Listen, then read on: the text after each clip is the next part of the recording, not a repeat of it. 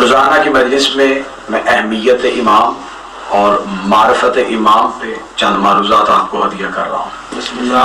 آج سے ہماری گفتگو اس شہنشاہ کی دہلیز پہ آ کے معطر ہوگی جسے زمانہ قائم کہہ کے پکارتا ہے، اور اس شہنشاہ کی معرفت ہمارے لیے زیادہ ضروری اس لیے ہے کہ یہ ہمارے وقت کے امام ہیں۔ ان امام کی معرفت ہم پہ زیادہ ضروری ہے، لہذا میں کوشش کر رہا ہوں کہ ان مجالس میں خطابت کی گھن گرج بات کی توقع سے ہٹ کے میں کچھ اہم باتیں جو معرفت امام کے حوالے سے ہیں وہ آپ تک پہنچا سکوں۔ دو طرح کی معرفت ہوتی ہے، ایک معرفت حقیقی ہوتی ہے جسے معرفت خاصہ بولتے ہیں، ایک معرفت عامہ ہوتی ہے۔ جو ان کی حقیقی معرفت ہے وہ سوائے اللہ کے کوئی نہیں جانتا، یا اللہ جانتا ہے یا یہ خود جانتے ہیں۔ ایک معرفت خاصہ ہے جو یہ خواص کو دیتے ہیں، ایک معرفت عامہ ہے جو یہ عوام کو دیتے ہیں۔ جیسا کہ میں روزانہ آپ کے سامنے پڑھ رہا ہوں کہ مولا علی کی امامت یا مولا امیر المومنین کو مشکل کشا ہونے پہ کسی کو کوئی اعتراض نہیں، اور امام حسن اور امام حسین تو اتنی بڑی سچائی کا نام ہے کہ خلافت والے بھی جب ان کا نام لیتے ہیں تو خلیفہ حسن نہیں کہتے،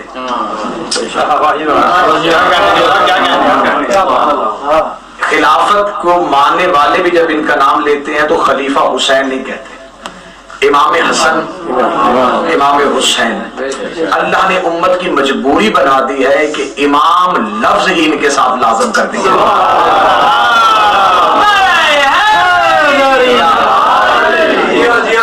اب اگر میں بالکل خطابت کے کوئی داؤ پیچ نہیں آزماؤں گا تو اس کا قطعاً یہ مطلب نہیں ہوگا کہ آپ بالکل ہی سستی کا مظاہرہ۔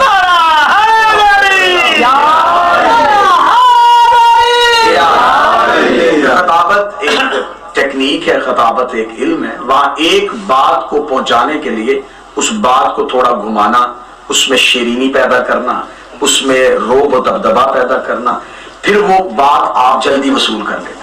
میں بالکل سلیس اور آسان لفظوں میں تاکہ کم وقت میں زیادہ باتیں آپ سے کی۔ تو لفظ امام جو ہے یہ امام حسن اور امام حسین کے ساتھ مخصوص ہو گیا، لیکن پھر بھی لوگوں نے امام حسن اور امام حسین کی امامت کو صرف مسلمانوں نے مانا۔ جس شہنشاہ کا میں آج تذکرہ شروع کرنے لگا ہوں یہ کائنات کی اتنی بڑی سچائی ہے کہ جو اللہ کو بھی نہیں مانتا وہ بھی مہدی کو مانتا۔ تصور مہدی کائنات کی اتنی بڑی حقیقت ہے کہ آپ دنیا کا ہر مذہب اٹھا کے دیکھ لیں، وہ کسی نہ کسی کے انتظار میں۔ زردشت کہتے ہیں کہ کوئی ہمارا بلغیہ آنے والا ہے، ہندو کہہ رہے ہیں کہ ہمارا 11واں اوتار آنے والا ہے، یہودی کہہ رہے ہیں کہ موسیٰ کا آخری مسیح آنے والا ہے، عیسائی کہہ رہے ہیں کہ ہمارا نبی عیسیٰ آنے والا ہے، یعنی کہ ہر کوئی کہہ رہا ہے کہ کوئی آنے والا ہے۔ نام مختلف ہیں لیکن کردار ایک ہی ہے سب کے پاس، کہ زمانہ اس وقت تک ختم نہیں ہوگا جب تک کوئی آئے گا نہیں۔ اور جو مذہب جعفریہ کے علاوہ جتنے مسلمانوں کے فرقے ہیں ان کے ہاں بھی تصور مہدی ہے۔ کتنی بڑی سچائی ہے میرے بارے کی، جو علی کی امامت کو نہیں مانتے وہ بھی بارہویں کی امامت کو مانتے، وہ بھی مانتے ہیں کہ ایک امام آئے گا، لیکن ان کی ہاں تصور مہدی ہے کہ وہ امام پیدا ہوگا۔ ہمارے ہاں کہ وہ دنیا میں آ چکے ہیں اب ظاہر ہو گئے۔ ایک لفظ ہمارے ہاں کثرت سے پایا جاتا ہے کہ ہمارا امام غائب ہے۔ آج میں اس لفظ کی تھوڑی سی درستگی کروں۔ انسان ہمیشہ اس چیز کو غائب سمجھتا ہے جو اسے نظر نہ آئے۔ انسان کی فطرت ہے کہ اس چیز کے وجود کا انکار کر دیتا ہے جسے وہ آنکھوں سے دیکھے نہ، لہذا وہ غائب نہیں، ہماری نظروں کے سامنے وہ پردے ہیں جن سے وہ نظر نہیں آتا۔ اب جب انسان مرتا ہے تو مرتے ہی جو سب سے پہلی زیارت کرتا ہے وہ مولا امیر المومنین کی، وہ علی کی زیارت جو زندگی میں نہیں ہوئی، وہ مرنے کے بعد کیسے ہوگا؟ کیونکہ آپ کے نفس میں اور امام کے درمیان جو چیز معلق تھی وہ روح تھی. روح نے آپ کے نفس کو روکا ہوا تھا زیارت حجت سے. جو ہی روح نکلی تو وہ نظر آنا شروع ہو گیا جو پہلے نظر نہیں آ رہا. تو اگر آج بھی آپ اپنے نفس کی نفی کر دیں، آج بھی نفس کو ختم کر دیں، تو جیسے مرنے کے بعد خواہشیں ختم ہو جاتی ہیں، آج بھی نفس ختم کیا جائے تو امام نظر آ سکتے ہیں.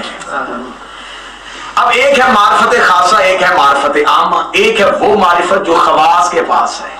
مثلا آج کسی شیعہ گھر کے بچے کو اٹھاؤ، بڑی ہی ٹوٹے ہوئے دل سے، بڑے ہی خستہ دل کے ساتھ مجھے یہ حقیقت پڑھنی پڑ رہی ہے کہ بزرگ شخصیات، بچوں کی بات نہ کروں، شیعہ کے بزرگوں سے بھی پوچھا جائے نا کہ ہمارے امام کی معرفت کیا ہے، تو ان کے پاس معرفت معلومات بھی محدود ہے. ہمارے ایک امام ہیں، امام حسن عسکری کے بیٹے ہیں، اللہ کے حکم کے ساتھ غائب ہیں اور وہ دنیا میں آنے والے ہیں. ان کی والدہ کا نام نرجس تھا. معلومات ختم. میں ٹھیک کہہ رہا ہوں؟ یہ غلط صحیح ہے. کسی نے معلومات میں اضافہ کیا ہو تو تھوڑی معلومات اور بڑی ہوگی، لیکن وہ معلومات بھی ہم تک، معرفت تو بہت دور کی بات ہے نا، وہ معلومات بھی نہیں پہنچی جو اس ریت کو پہنچنی چاہیے تھی. ہم تک وہ معلومات نہیں پہنچی جو ہمیں امام کے بارے میں ہونی چاہیے تھی. آج میں معلومات کا آغاز کروں گا تو آج میں گفتگو امام سے پہلے اس شہزادی پہ کروں گا جن کا لقب ہی ابل قائم ہے. یعنی کہ جس گود نے وہ کن تو کنزل مخفیہ چھپایا ہوا ہے، اس شہزادی کی معرفت. بسم اللہ. کیونکہ مجھے میرا دل ٹوٹ جاتا ہے کہ جب بعض جگہوں پہ اس شہزادی کا تذکرہ سنتے ہیں تو معاذ اللہ ثم معاذ اللہ جب اس شہزادی کا نام لیا جاتا ہے تو کہا جاتا ہے کہ یہ ایک کنیز تھی جو امام کے پاس ہے. یہ توہین ہے امام کی ماں کی، اور وہ بندہ گستاخ بن جاتا ہے مادر قائم کا، جو ان لفظوں کے ساتھ جو کتابوں میں لکھا ہوا وضاحت کرتا ہے. میں نے آپ کے سامنے 4 مجلسیں پڑھی ہیں کہ خدا نے امامت کو ابراہیم کی نسل میں رکھ دیا. بالکل آمادگی سے گفتگو سنیے گا.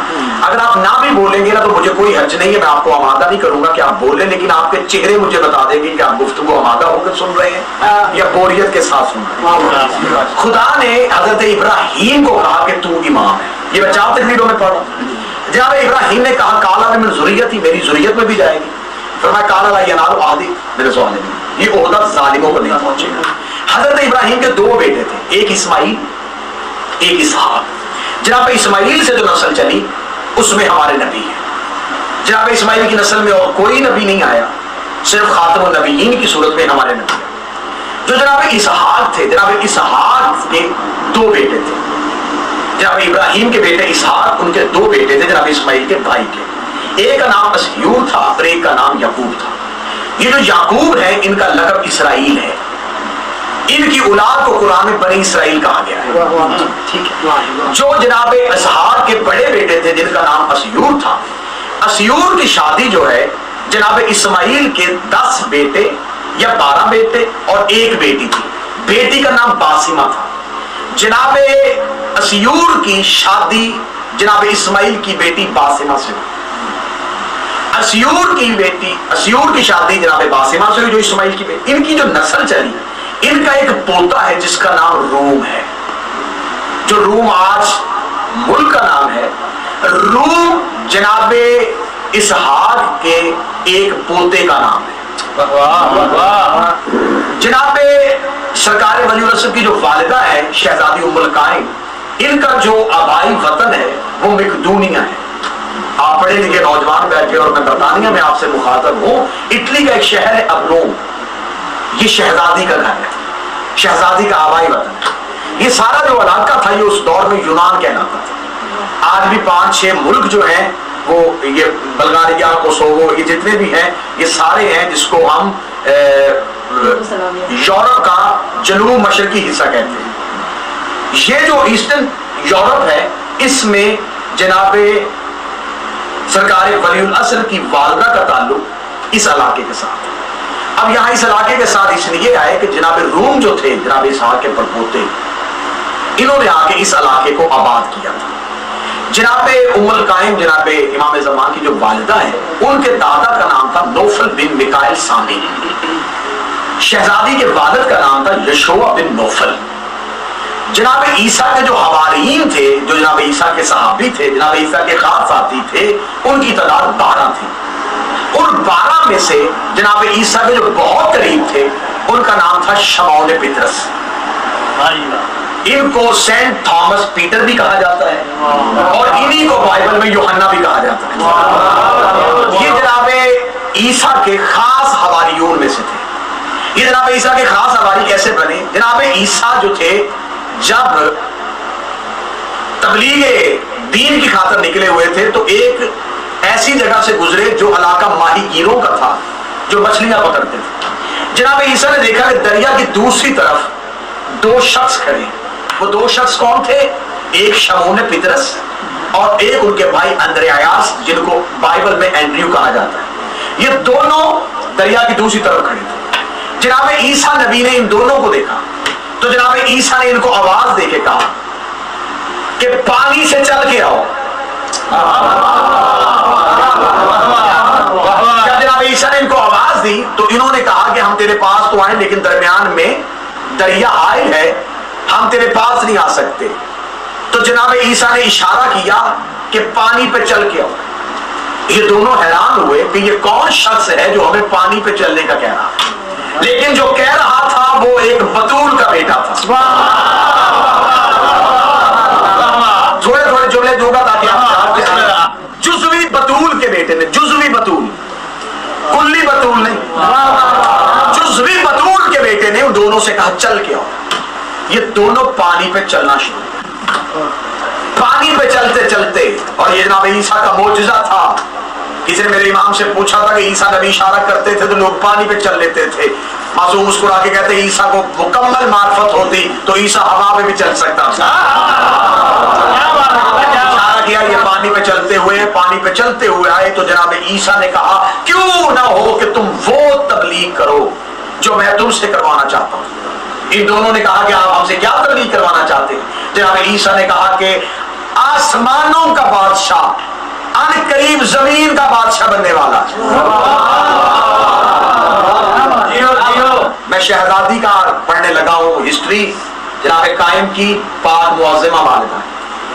आसमानों का बादशाह अन करीब जमीन का बादशाह बनने वाला है।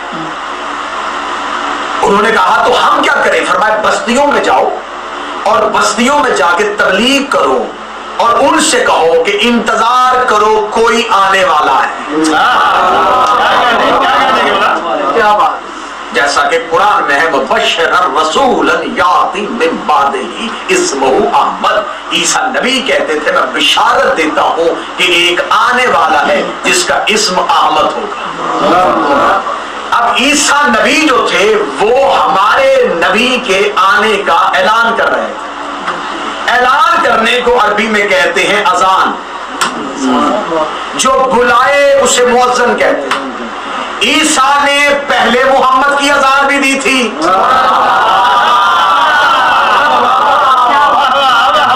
जनाब ईसा की नबूवत क्या थी? हमारे नबी के लिए लोगों को आमादा करना। आप ईसा नबी की पूरी नबूवत की तारीख उठा के देखें, ईसा मुस्लिमीन से ज्यादा मुंतजरीन बनाता था। यही तो वजह है कि मेरे मौला से किसी ने पूछा था कि ईसा आखिरी नबी है, उसके बाद हमारे नबी है, इनके दरमियान 450-500 साल का फासला है। तो जनाब ईसा के जाने और मोहम्मद के आने से पहले जो 2 लोग, जितने भी लोग मर गए, वो जन्नत में जाएंगे या जहन्नम में जाएंगे? क्योंकि जनाब ईसा और मुस्तफा के दरमियान जो है इस मुद्दत में कोई नबी नहीं। तो जनाब ईसा और मुस्तफा के दरमियान जो लोग मरे वो जन्नत में जाएंगे या जहन्नम में जाएंगे? मासूम मुस्कुरा के कहते ईसा जाते हुए ऐलान करके कहते कि कोई आने वाला है, जो उसके इंतजार में मर गए वो जन्नत में जाएंगे।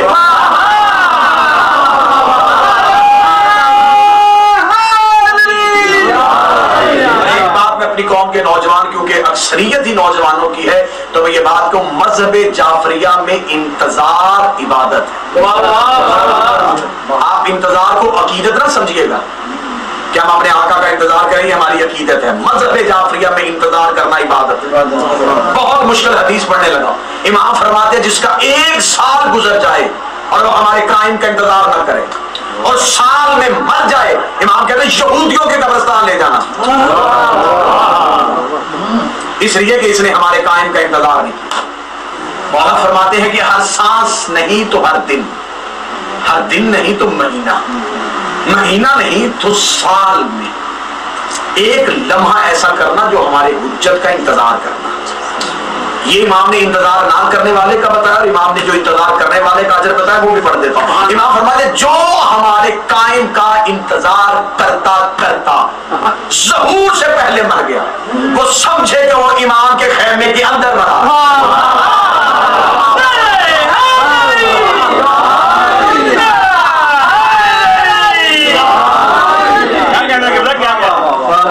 انتظار عبادت ہے. اور میں انتظار کا مطلب یہ بھی نہیں ہے، میں نوجوانوں کو بتاؤں، انتظار کا مطلب یہ بھی نہیں ہے کہ آپ اپنے سارے کام چھوڑ کے آپ یہ کہ ہم انتظار کر رہے ہیں. دیکھیں جب ایک شخص اپنی ڈیوٹی دے رہا ہوتا ہے، اپنا بزنس کاروبار کر رہا ہے، اپنی نوکری کر رہا ہے، تو اگر وہ نماز کے انتظار میں ہے تو اس کو انتظار ہے کہ نماز کا وقت آنے والا ہے.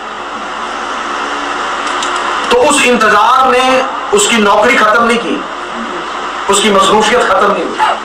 مولا کہتے ہیں کہ اپنے امور انجام دیتے رہو لیکن ذہن میں انتظار رکھنا کہ کوئی آنے والا ہے، اور دن میں 1 دفعہ انتظار ضرور کرنا. انتظار کی شدت تو یہاں تک عارفین نے بتائی ہے کہ عرب کی ایک عورت برقع پہن کے سوتی تھی.